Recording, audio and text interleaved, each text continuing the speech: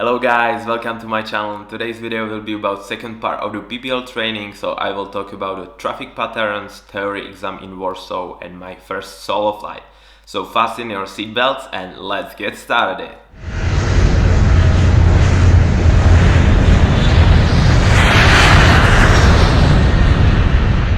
So first of all, I will talk about traffic patterns because in this part of the training we still continue with training patterns with my instructor. And what does it mean, traffic pattern? It's simply circle around the airport because you are normally taking off from the runway, you are climbing, you are turning, you are flying the circle next to the runway around the tower, and then you are descending, you are flying to final of the runway and you are landing. And you are doing this again and again, and you are training all of these phases of the flight. It can sound boring that you are practicing all of these things again and again, but trust me, it's really useful, especially at the beginning or in the middle of your training. You are not learning just flying the aircraft, but you are training all of these other things as communication, orientation at the aerodrome or vicinity of the airport, and I like that a lot.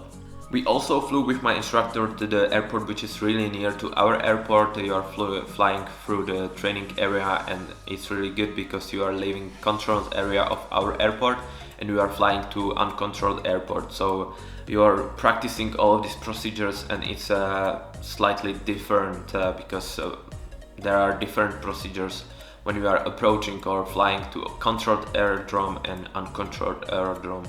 So this was really good, and we flew there a couple of times. They know our school there very well, so they are usually very friendly on the radio, and we are flying there often to practice traffic patterns and even full stop landings, even during our audibilling with other pilots. The significant difference of flying to controlled airport and uncontrolled airport is that when you are flying to controlled aerodrome, you are using usually the English language as it's a general aviation language, and it's mandatory to do that. But when you are flying on uncontrolled aerodrome, you have to usually use the language of the country you are flying in, because on the radio there are older guys who don't know the English communication and they don't know the English language generally. So I had to practice the aviation communication even in Polish language, but fortunately I am speaking Polish normally on daily basis, and I had an instructor who is from Poland, so it was easy, and I'm really happy that I can use this language there, as it's really big advantage when you are flying to uncontrolled aerodrome in Poland, because they are usually, as I mentioned, they are not using the English language, and the foreigners who are flying there, for example, even my friends from England or Ireland or Spanish or whatever, they don't understand it and they can't communicate in the Polish language. So they usually need some assistant or some help from the other guys, or they need to request English speaker on the radio in advance. So we practiced traffic patterns, flying to uncontrolled aerodrome, approaching controlled aerodrome, and communication in English, in Polish. And I started to be better in communication, and I started finally feel really confident in that. So I was finally ready for the next check ride, which is nothing else than the examination and control of your skills and the knowledge what you already learned and what you should know and perform. And it was nothing else than traffic patterns. So I was really happy because I liked flight traffic patterns and I felt really confident in that.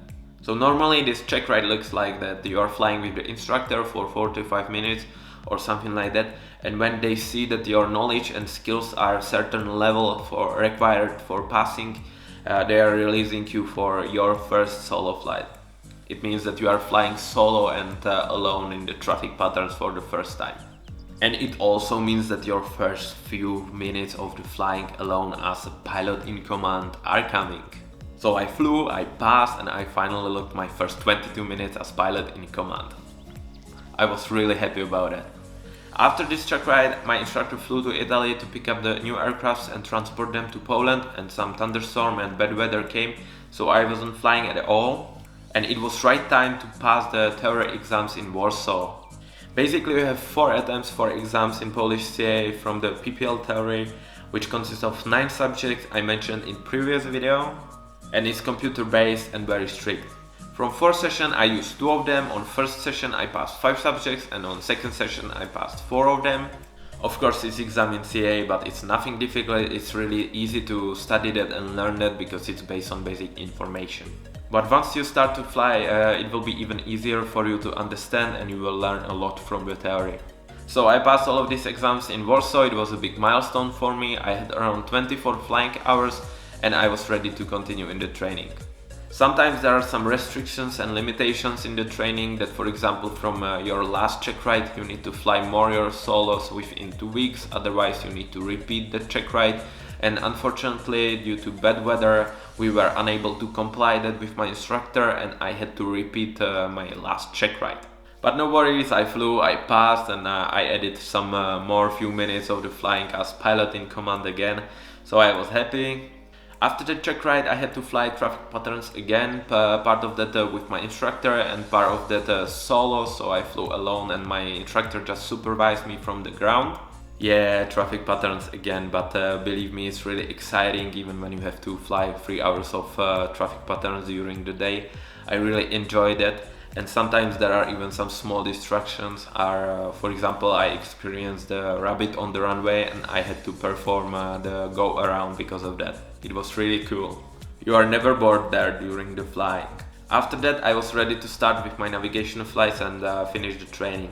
That's it for today. I hope you enjoyed the video, and if you have any other questions about PPL training or any other aviation question, let me know in the comment section. In the upcoming video I will talk about the last part of the PPL training, my navigation flights and skill test. Thank you so much for your time. Make sure to subscribe my channel and follow my Instagram account for more aviation content from pilot training, and have a nice day. See you next week, guys.